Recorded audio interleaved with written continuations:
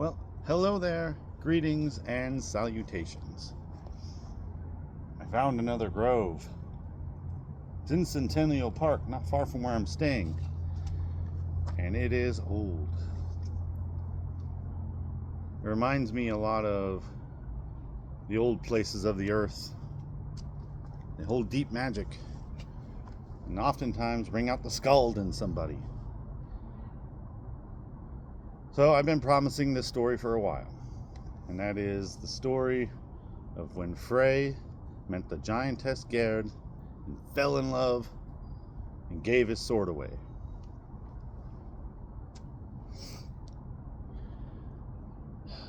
Now remember, in all these stories, King Gaimir, or as he's referring to himself in these stories as Ganglir, is talking to these three kings in Asgard, and they're telling him these stories.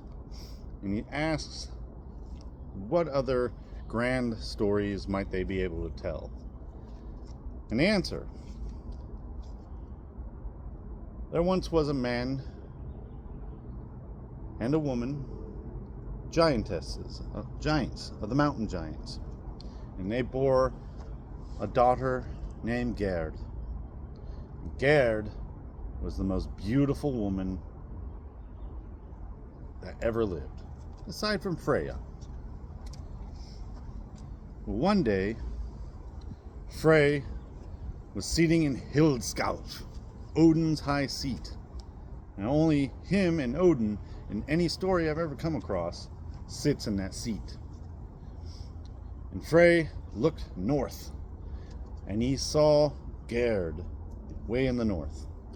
And in the Havamal in the Eddas it states, when Gerd raised her hand to open the door to her house, the sea shimmered, colors seemed brighter, birds started chirping. And for his audacity for sitting in that holy place, Frey went away in shame and grief. He neither ate, nor spake, nor slept. The gods of Asgard were all concerned, of course, because Frey was not talking to anybody. He held himself in his room. So Njord sent for Skirnir, Frey's servant and best friend, according to the story. And Njord asked Skirnir to go check on his son, find out why he's so angry or sad. Nobody knew what was going on with Frey. And Skirnir replied, saying, I will do this even though I know I'm going to get evil words in reply. And basically he said, yeah, I'll do this. He's probably going to yell at me, but I'm going to do this. So Skirnir went to Frey and asked him why he was neither speaking to anybody, why he wasn't eating anything, why he didn't sleep. And Frey replied, I've seen the most beautiful woman I've ever laid eyes on, and I cannot eat, I cannot speak, I cannot sleep until she is wed to me. Skirnir, please go court her for me. Well, Skirnir was taken back because everybody thought that Frey was angry at something, but it turns out he was just lovesick. So Skirnir said, I will do this for you, but I will need your sword to go on the journey. It is a long ride and into Jotunheim. Without a thought, Frey gave his most prized possession, Sumarbrander, his sword, so good it fights for itself. It flies around and fights without being wielded. Without thought, he gives this weapon away, which is what kills him in Ragnarok. More on that story later. So, Sumarbrander in hand, Skirnir goes to Jotunheim, and he courts Gerd for 9 days. Now he remembers that Frey had asked him to bring Gerd back, with or without the consent of her father. And at the end of the 9 days, he proposed this, and Gerd being the proud giantess that she was, says, I will do this, but I have conditions. I'm not just some pretty milkmaid, you know. She is one of the most beautiful giantesses to ever live, and she knew this. She said to Skirnir that she would do so only after a certain time has passed, and that we must meet on the island of Bur. Skirnir, feeling proud for what he had done, serving his master's need, returned to Asgard and told his master, saying, yes, she's willing to marry you, but you have to wait. And Frey laments. He says, one night is long, 2 nights are many. How oft can I hold for 3? 1 month seems long ere this half night of love. And it's a pretty poem. It shows just how in love that Frey was with this woman. He eventually does marry Gerd. He goes to Bur, they wed, and I think this is significant because in all the stories I've read of Frey so far, he is the god of nature, the god of the harvest. He is Frey, god of male fertility. And this god of male fertility only had one mate, and that's Gerd. I find that significant.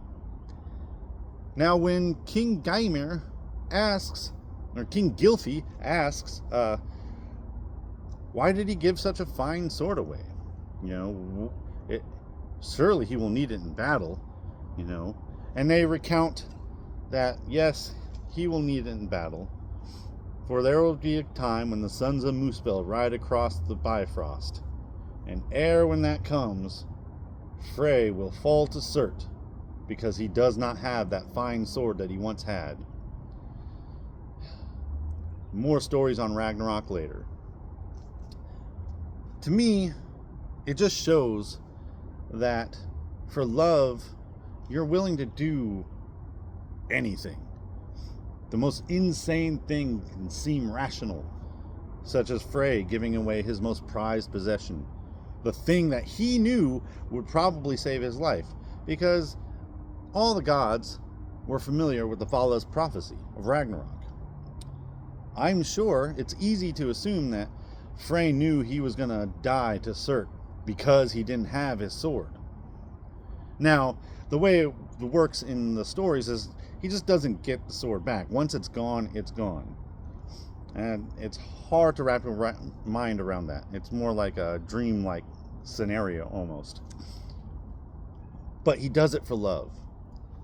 Love can make you feel powerful. Love can make you feel strong. It is the strongest force that we have on this planet. And this story tells how love will make you do the most insane things just to feel that closeness, just to feel that intimacy. Now, I say it's an insane thing, but Frey probably doesn't think it was an insane thing. And when I look at it, it probably isn't an insane thing. You know? He's supposed to die in Ragnarok. So, give the sword away. The sword meant nothing compared to the love that he would get from Gerd. And he would die for that love, knowing it. So, I know this story is a bit shorter than most, but the story of Frey and Gerd is a short story. There's not much else told about them in the Eddas, but more is told about him in other adventures, which we will discuss next time. Thank you very much for joining me. I've been almost a Gothi, and we'll see you next time.